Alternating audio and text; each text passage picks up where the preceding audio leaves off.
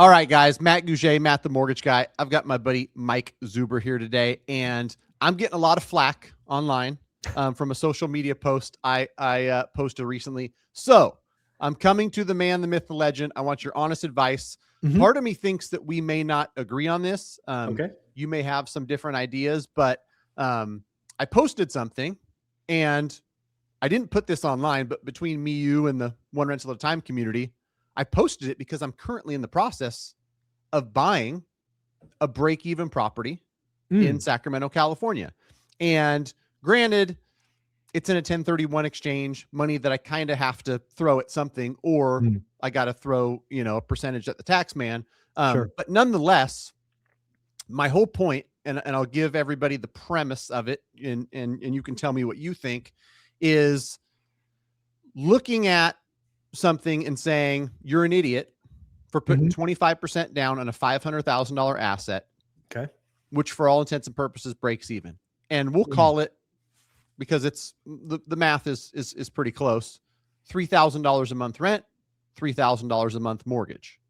And well, that first off, that's not break even. That's a loser. Okay. Yeah. And I'm going to give you that. Right. And, and so, let's at least call a spade a spade. If the mortgage payment's $3,000 and you're collecting $3,000, you're upside down. That would be called an alligator. Okay. Yeah. And, without, looking like I'm justifying my position, the mortgage might be $2,900. Rent is probably $3,000 to $3,200.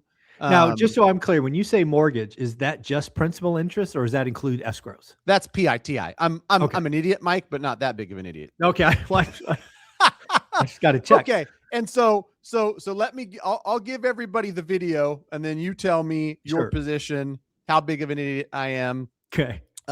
Because here's, quite frankly, how I look at real estate. Yeah. From my perspective, given my goals, what me and my family are looking for. But everyone's different, right? So don't take this is the right way to do it. But for me and us, I've learned a lot, and I've bought cash flowing properties in Alabama. I've bought C- assets that are multi-unit that got good cash flow.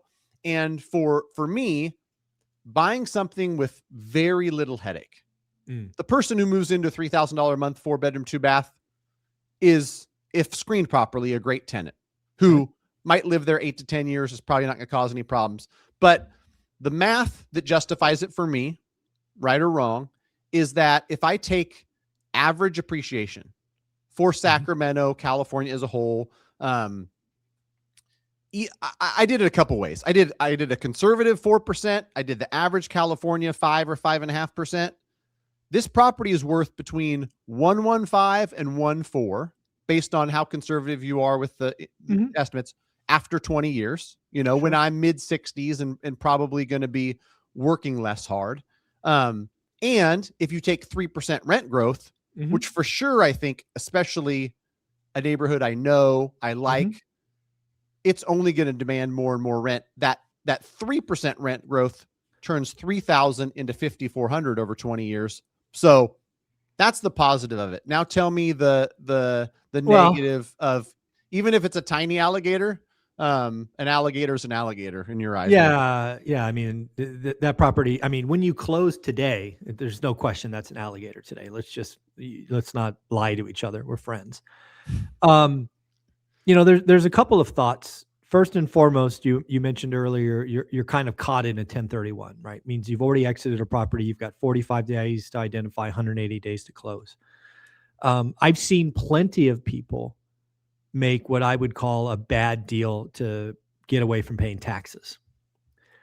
So, I don't always think paying taxes is the wrong thing to do, right? I certainly wouldn't do a bad deal just to ignore the tax man. I'm not saying this is a bad deal. I'm just saying, just because you're in a 1031 doesn't mean you have to complete it. You can get out and pay the taxes. There are worse things. So that's one thing. Second, there is no law that says you can't put more down, right? It sounds like you're coming out of a 1031 with about 125 grand. You could, in theory, add another 40 or 50 grand to make the payment less and have cash flow, right? That would hurt the yield because, you're deploying more capital, but at least it's not an alligator day one. right? So there is that possibility. I think what you've done by doing the 20-year calculation is fatal for a lot of people.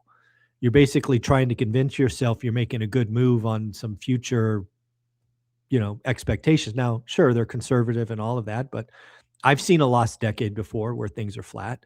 I've seen an environment where Sacramento can have a recession, right? You get a Republican governor. Who knows that they don't do Doge and, whack 20%. I'm just, lots of things could happen going forward that would make your 3% rent assumption wrong, right?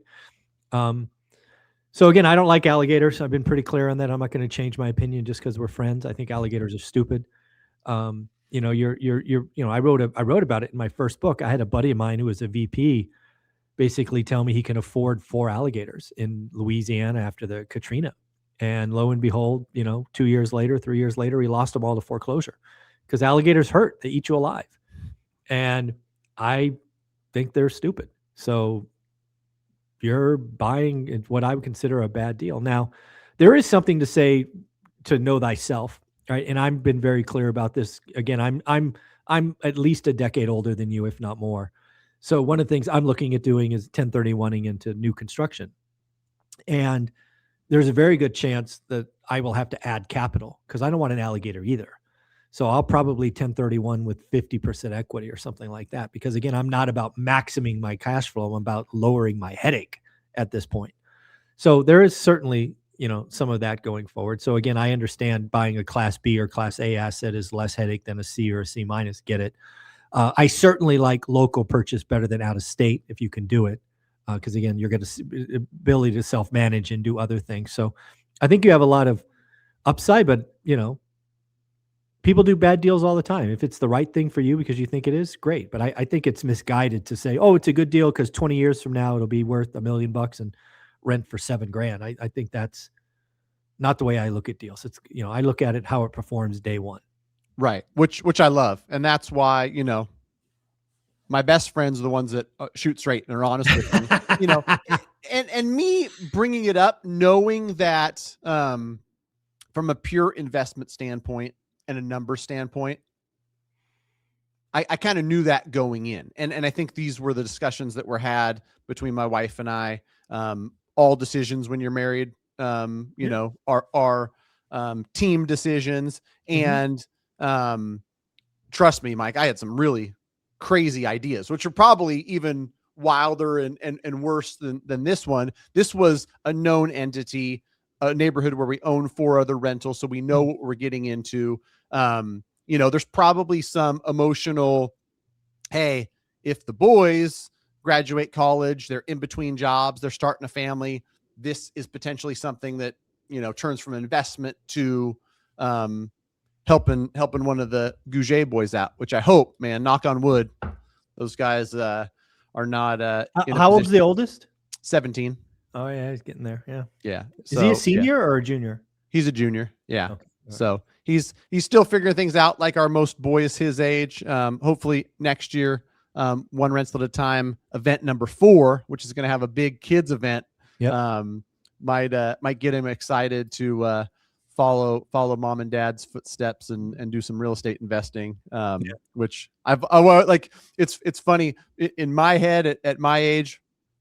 I'm thinking about like, where would I go to college if I was trying to start a real estate portfolio versus like, where does he want to go based on what he wants to do and stuff like, maybe this is the launch of the real estate career, but there you go. Yeah. Nonetheless, I think that unless something happens, this is a deal that will be had, but sure. Probably justified criticism in my comments where, I'm not one to say I know everything and whatnot. It's probably, a small percentage where this makes sense. Like your buddy found out the hard way.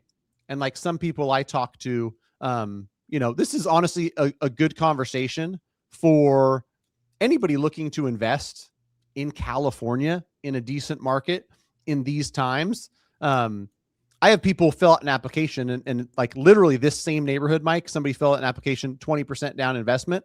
And I just told them, this isn't an investment at 20% down. Yeah. At 25, it doesn't really make sense. At 30, it starts to. Right. 35 or 40 is where you're going to have a low risk, long-term winner in real estate, but you can't do it with 20% down. I mean, because this same exact scenario, I told him it's a $3,500 payment and your rent's $3,000. Yeah, I mean, that's the unfortunate part when you pick high price markets, close to you. Sometimes you got to put 40% down. That's just the trade-off you have to make. Because again, I really do believe in cash flow day one, right? Or at least, again, if you're buying a value add property, maybe it's cash flow after remodel. I get it. That's okay. But yeah, it's not $3,500 payment, $3,000 rent. And oh, by the way, I'm a VP at some tech company. I'm going to eat $500 a month.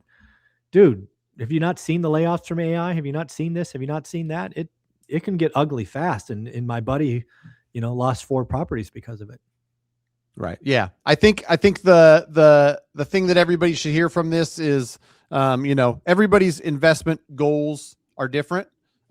It's good to hash them out and talk them through. And if you want to do that with me and the team, go to mtmg.com. We'll chat about it, because I do have these conversations, and, as much as it might feel at times, especially, my wife thinks I'm a madman.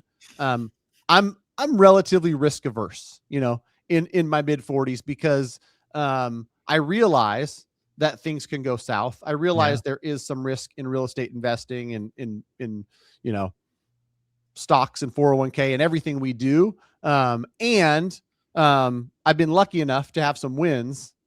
I don't want to throw it all away chasing the next doubling in Bitcoin or whatever, somebody might try to sell me on Instagram. So if you want to talk it through, get some real honest advice like my buddy Mike Zuber gave me today, go to mtmg.com.